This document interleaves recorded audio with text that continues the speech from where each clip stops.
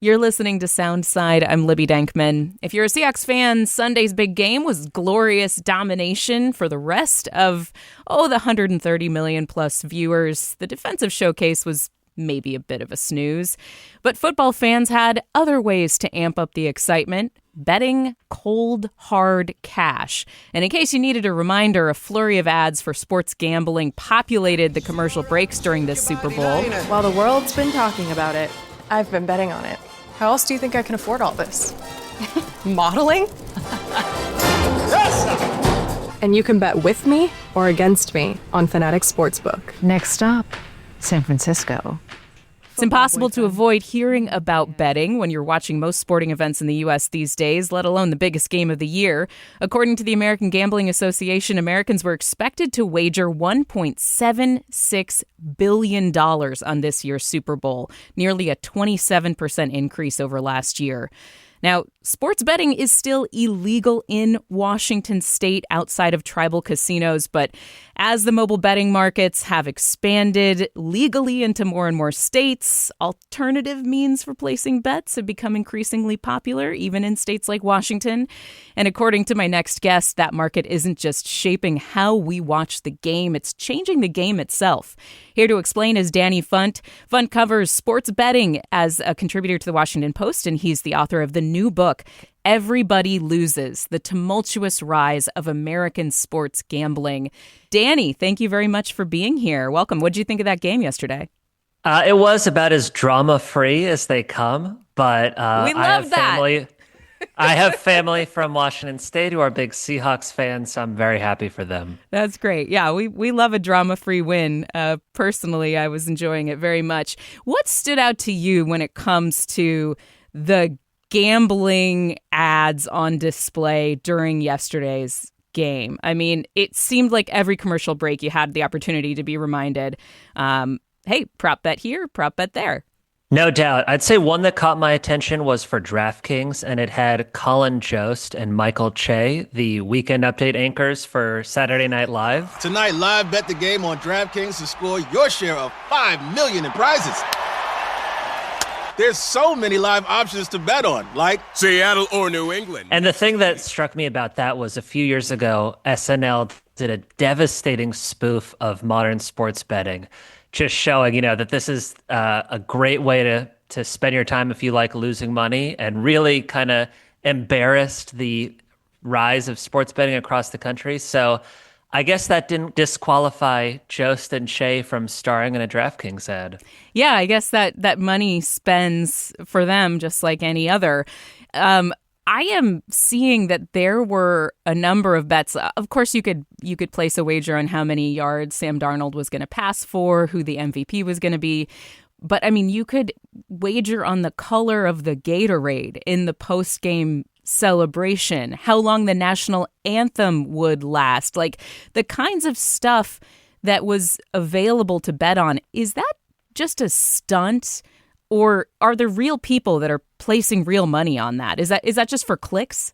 No, it's not. Some of those bets like Gatorade color, and by the way, it seemed like they zoomed in on them stirring the yellow Gatorade just to show you, they hey, did. Yeah. Hope you bet on yellow. Those are kind of sideshows, but the idea that you can bet on thousands of things within the game is a big business for sports betting. What's, I think, noteworthy about that is that used to be kind of a gimmick for the Super Bowl here. Hey, everything you could dream of, you can bet on besides who's going to win or lose. Now those sorts of bets are available year-round for really every major sport. Every game, practically, you can bet on everything under the sun. And that just creates not just so many more opportunities to gamble, but so many ways to overdo it. And even people, as I found from my book, even people not just in sports, but in sports gambling, are concerned that that's a recipe for excess. And obviously this has changed so much over, just the past 8 years or so. I'm thinking back to the last time the Seahawks won the Super Bowl 12 years ago. Things look so different just watching each game, the kinds of stats the announcers are digging in on. And, part of that maybe is, because of the rise of, all kinds of different ways of analyzing how a player's contribution on the field. But it's also all about betting, right? I mean, how is the game changing because of betting markets? That's interesting. I mean, one important way is this explosion of gambling is clearly corrupting sports.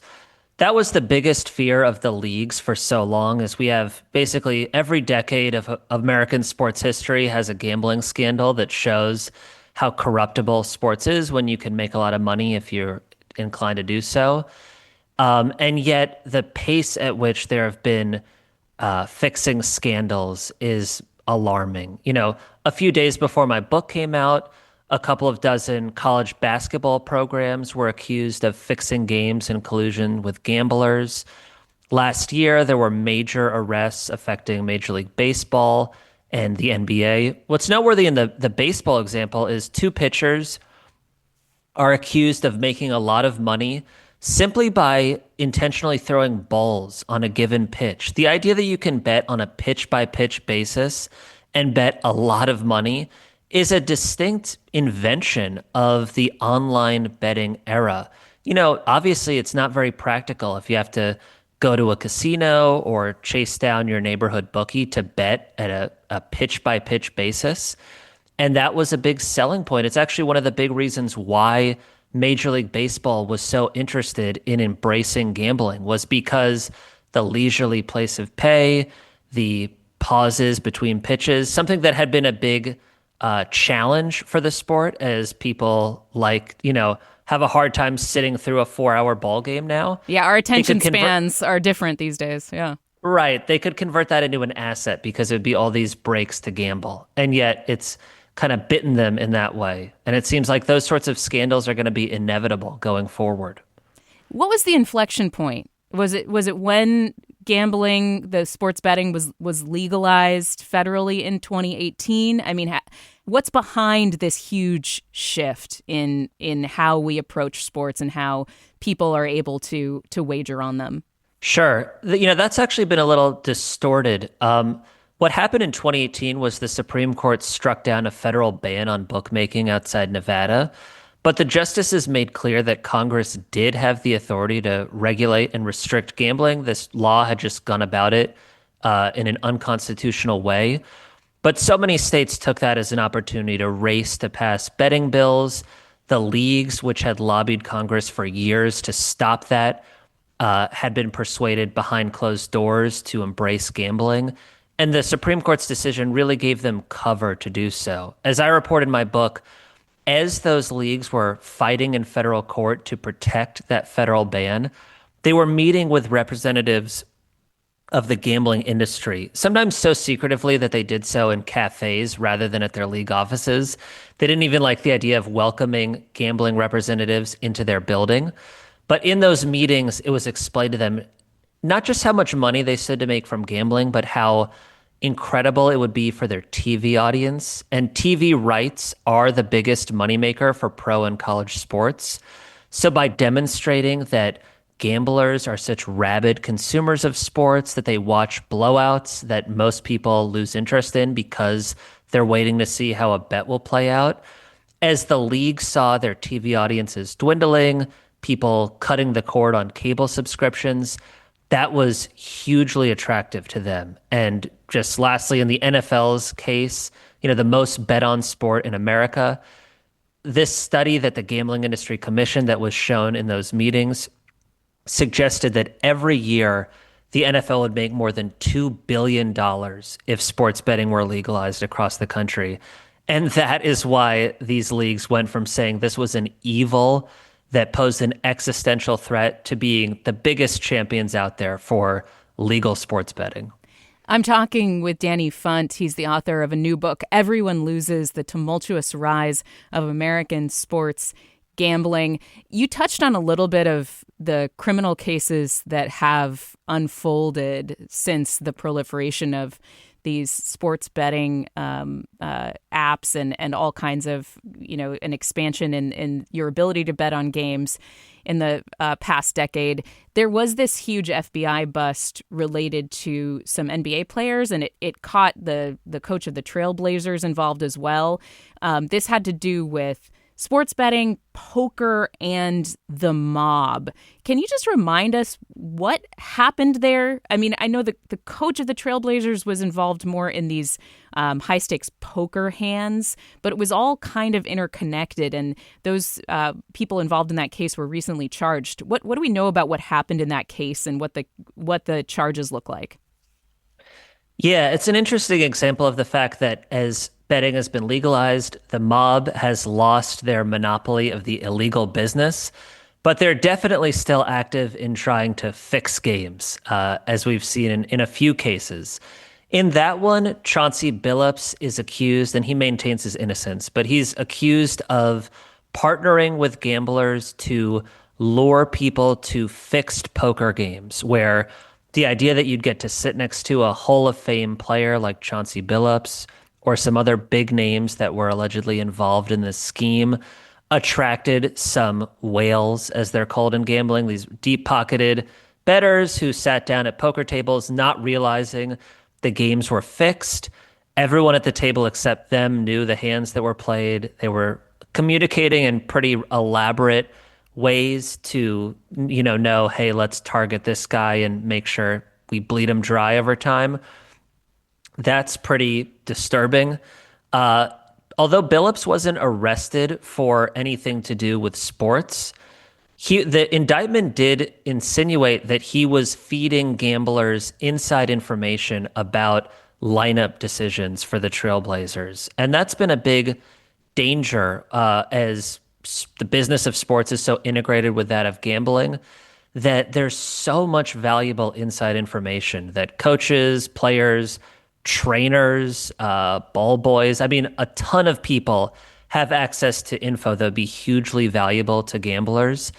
And the threat that they might be persuaded to pass that along seems untenable. Like, you couldn't possibly stop that. But to see someone with the stature of Chauncey Billups accused of doing that is still pretty shocking. Was this the same case where there was a longtime friend and teammate of LeBron James basically accused of feeding information that LeBron was going to sit out a game?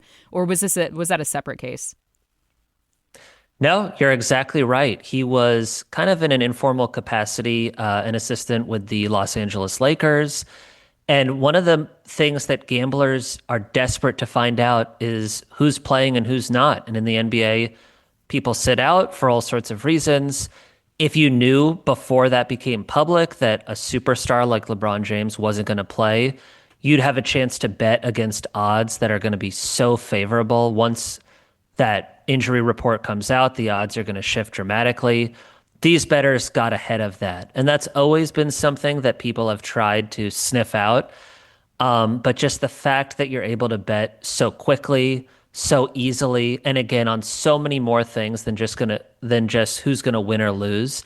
If you think about it, not only does LeBron not playing affect the odds that the Lakers win, it affects the odds of all these prop bets. How many points his teammates will score, how many points the people he's guarding would score, on and on and on. It's so valuable if you can get your hands on that info. And it's why the notion that people in sports make too much money now to risk getting involved with gambling, it just doesn't hold water. And people had been warning me that for my book.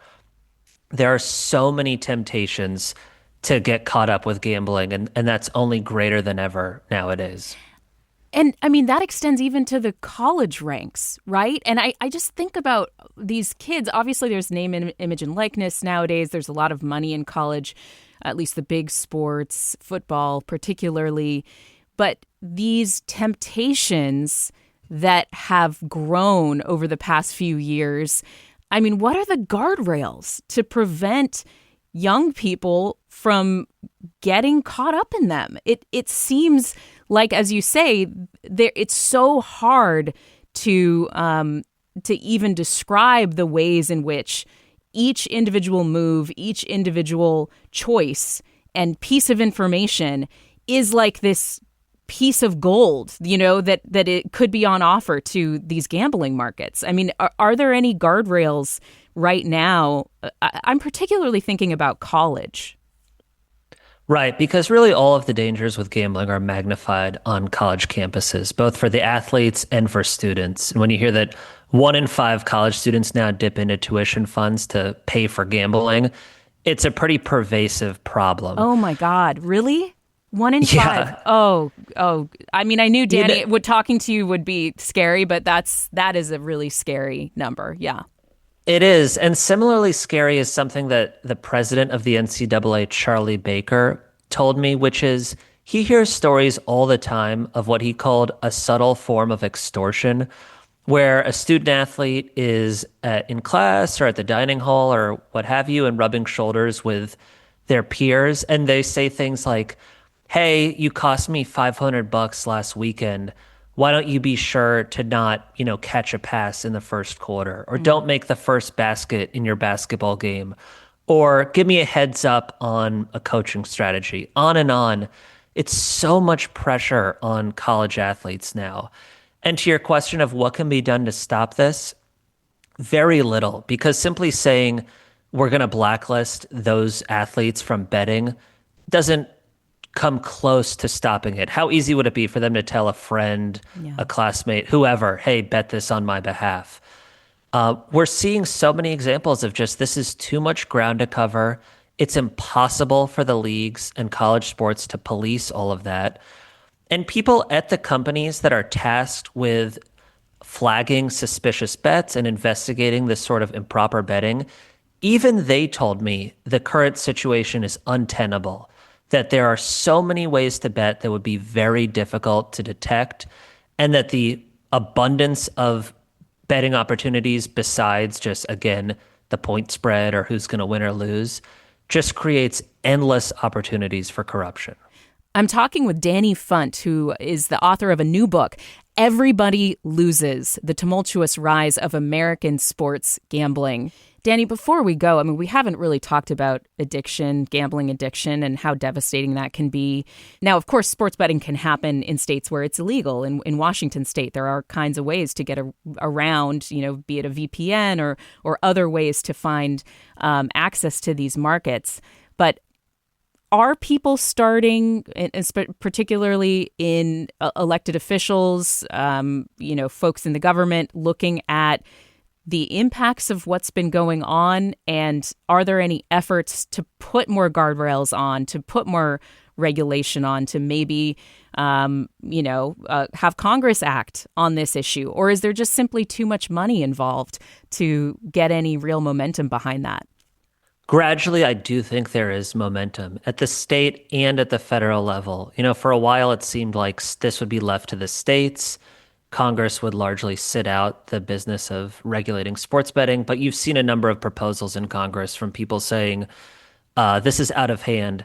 Certainly one takeaway I'd say you would have from reading my book is that the gambling companies' argument that they can be trusted to self-police isn't very persuasive.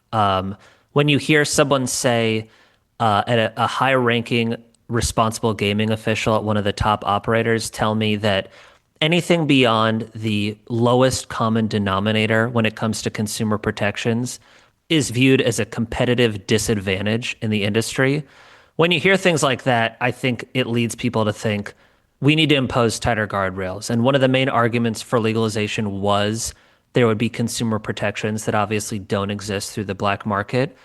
But states that rushed to legalize and basically passed bills that were written by the gambling industry and operators that are behaving as aggressively as possible as they try to seize market share, things are out of control. And that's what we've seen actually in Europe, that's had online sports betting a lot longer, is a realization that they needed a wave of what they call re-regulation to say things got out of hand. And once we had a firmer grasp of rising addiction rates, young people suddenly caught up in gambling and the corruption of sports, all of that made them think we need to crack down. And it seems like it's a matter of time before that happens in the US.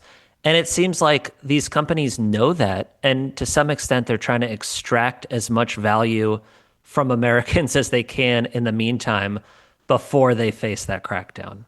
Danny Funt covers sports betting as a contributor to the Washington Post. He's the author of the new book, Everybody Loses: The Tumultuous Rise of American Sports Gambling. If you want to understand what you're seeing on your screen, be it the Super Bowl or pretty much any major professional and college sport these days, that is a key text right now. Danny, it's good to have you on and good to have your expertise to help the audience contextualize what we all watched yesterday, most of us in the Super Bowl and beyond. Thank you very much. Thank you, Libby. My pleasure. And by the way, if you need resources, Washington State's Problem Gambling Helpline is at 1-800-547-6133. That's 1-800-547-6133. Thanks for listening to Soundside. Don't forget you can listen live on KUOW 94.9 Seattle at noon and 8 p.m. Monday through Thursday, or anytime right here online at KUOW.org, or of course on your favorite podcast app.